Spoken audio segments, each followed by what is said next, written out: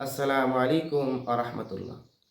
প্রিয় উপস্থিতি, দেশ ও প্রবাস থেকে যারা আমার এই ভিডিওটি দেখছেন, একতারপুর মিডিয়ার পক্ষ থেকে আমি সকলকে আন্তরিক শুভেচ্ছা ও মোবারকবাদ জানাই।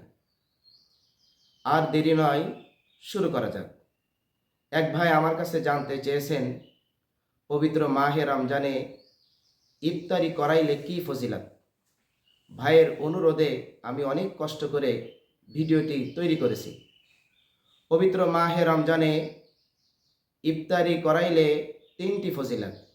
১ নম্বর ফজিলত, প্রিয় নবী হজরত মুহাম্মদ সাল্লাল্লাহু আলাইহি ওয়াসাল্লাম ইরশাদ করিয়াছেন, যদি কোনো ব্যক্তি কোনো রোজাদারকে ইফতারি করায়, আল্লাহ পাক তার জীবনের সমস্ত সগীরা গুনাহকে মাফ করে দেন। সুবহানাল্লাহ।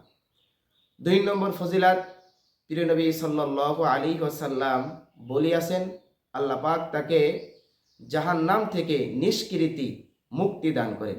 সুবহানাল্লাহ। ৩ নম্বর ফজিলত, আল্লাহ তাআলা তাকে ওই রোজাদারের সমপরিমাণ সওয়াব দান করেন। সুবহানাল্লাহ। এক্ষেত্রে যিনি ইফতারি গ্রহণ করলেন, তার রোজার সওয়াবের ক্ষেত্রে বিন্দু মাত্র কম বেশি করা হবে না। এই হাদিসটি শোনার পর হযরত সাহাবে কেরাম আরজ করলেন, ইয়া রাসূলুল্লাহ, ইয়া হাবিবাল্লাহ, আমরা অনেকে এমন আছি যে আমরা ইফতারি করাইবার মতো সক্ষমতা রাখি না। তখন প্রিয় নবী সাল্লাল্লাহু আলাইহি ওয়াসাল্লাম বললেন, এই ফজিলাত লাভের জন্য যদি কেউ এক ঢোক পানি পান করায়, অথবা একটা খেজুর, অথবা এক পেয়ালা দুধ পান করায়, তবুও সে এ ফজিলাত লাভ করবে।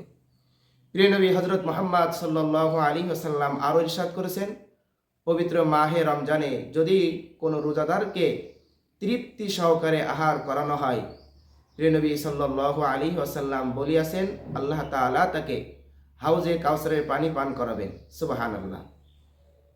হাউজে কাউসারের পানি যিনি একবার পান করবেন, বেহেশতে প্রবেশের আগ পর্যন্ত তার আর পিপাসা লাগবে না। সুবহানাল্লাহ। আল্লাহ তাআলা আমাদেরকে ইফতারি ফজিলাত লাভ করার তৌফিক দান করেন। আমিন। ওয়া মা তৌফিকি ইল্লা বিল্লাহ। আসসালামু আলাইকুম ওয়া রাহমাতুল্লাহ।